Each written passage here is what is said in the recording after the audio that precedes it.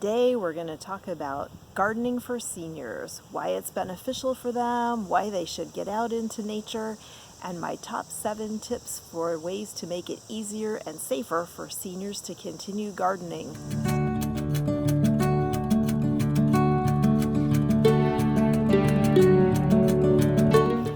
Hi, it's Robin from SeniorSafetyAdvice.com.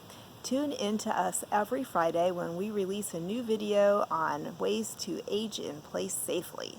So today, like I said, we're talking about gardening tips. It's the middle of summer here and I want to get out in the garden and enjoy everything that's green and growing, and so I thought it was a great time to bring you tips to help keep seniors safe in the garden.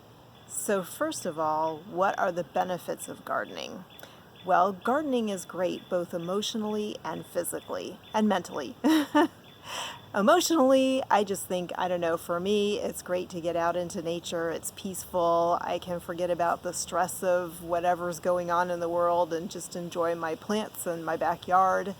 But physically, it's good because you're doing a lot of bending and stooping and digging and weeding, and all of that translates to burning calories and keeping your body more fit and your joints a little more mobile. Another thing is strength. It helps you to maintain your strength if you're carrying around bags of dirt or even picking them up and putting them into a little wagon or a garden trolley in order to bring them out. You're having to reach for things, plants, to pick them up off of a shelf, or gardening tools, things like that. Mentally, gardening is great for seniors and everybody because it helps to reduce cortisol levels, which is a stress hormone, and it helps to increase serotonin levels in the brain. Serotonin is a feel-good hormone, so it's beneficial because it helps you to get a better state of mind and feel better about life in general. In addition, by reducing cortisol levels and increasing serotonin, gardening can help you hold off dementia. Simply being active decreases the chance of dementia by 50%. So seniors, stay active as long as possible. So in order to stay safe in the garden, one of the things that you should do is wear a big floppy hat in the sunshine. This one is particularly big and floppy, but you can see it's going to help me to keep all of the sun off of my neck, although I may not be able to see what I'm doing, so at least I can roll it back up. And of course you would want sunglasses, and gardening gloves are a must. Other things that are going to help: sunscreen. Always wear your sunscreen out in the sun. And also you may consider bug spray. Depending on where you live. Me, I need the bug spray. One thing too, especially in the heat of summer, you want to make sure that you do your gardening in the morning, preferably before 10 o'clock, which is when it really starts to get hot out.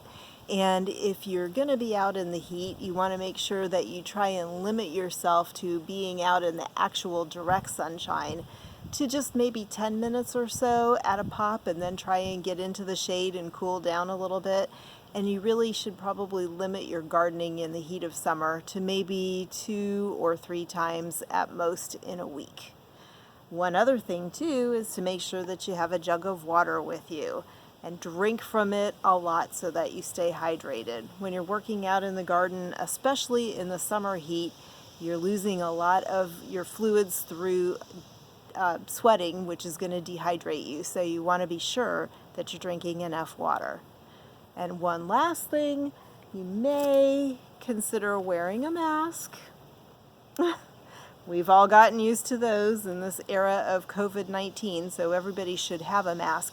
But it is good to wear a mask in the garden, particularly if you have allergies. It's going to help you cut down on breathing in dust and things that are going to irritate your allergies, pollen, whatever. So you might consider a mask as well.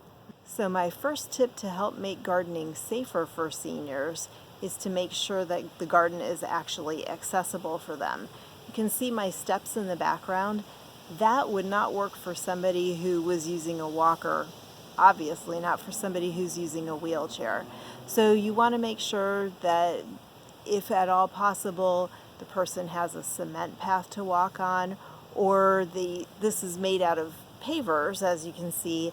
If it's not as sloping as my yard happens to be, you could make a path that laid those pavers side by side so that it would be smoother for the senior. Less chance of tripping. Tip number 2 is to be sure that the garden is actually raised. A lot of seniors are not able to stoop down. They can bend over a little bit, but they can't actually stoop down to the level of the ground in order to plant plants. And this is where things like container gardening come into play, because you can put things in a raised container or in a raised garden bed. Makes it much easier for a senior. You can even do something like have a window box kind of a thing that you can see up there on my deck. Something like that, so the person could stand up and have that on maybe a railing of a deck or a patio, a stand of some type on the patio where you could put that garden up higher for them. Number 3, you should consider a kneeling bench or a garden trolley, one of those little things that you pull behind you.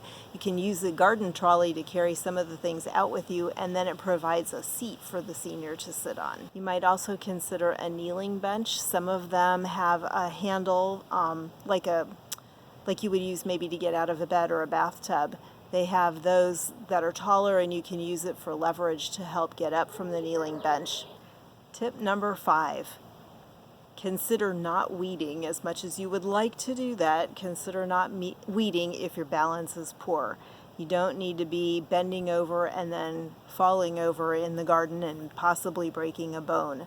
I'm not sure what the workaround is for that, unless you were going to use some type of a herbicide like a Roundup or whatever, but it's a tip to keep in mind. Tip number 6 is you want to use a gardening apron. That's something that's going to go around your waist. You can put your tools in it, your hand tools, your trowel, whatever, the small little handheld ones, and that is going to keep them not only in reach, but it's also going to keep you from spreading them out on the ground and then possibly turning around and tripping on them. And last but not least, tip number 7, wear a medical alert if you are a senior who lives alone. My aunt is 93, almost 94. She lives with my cousin, but when she goes out into the garden, a lot of times she'll work out there during the day when he's gone to work. The problem with that is, if she were to fall while he was out, she doesn't have a medical alert, and a lot of times she forgets to bring her cell phone with her, so she would lay out there for hours until he came home. So please, I had a patient in our dental practice one time. He went out, I got up on a ladder, a senior. He wasn't that high up. He fell off the ladder and broke his leg. Thankfully, he always carried his cell phone with him, so he had it in his pocket and was able to call 911. It's just a quick illustration to tell you, you really need to make sure that you take a medical alert or your cell phone at the very least with you whenever you go out and do anything, because you just never know. So thanks for watching my safe gardening tips. Don't forget sunscreen, eye protection. Last but not least, make sure you wear that floppy hat no matter how ridiculous you look. We'll see you in the next video. Until then, take care. Bye.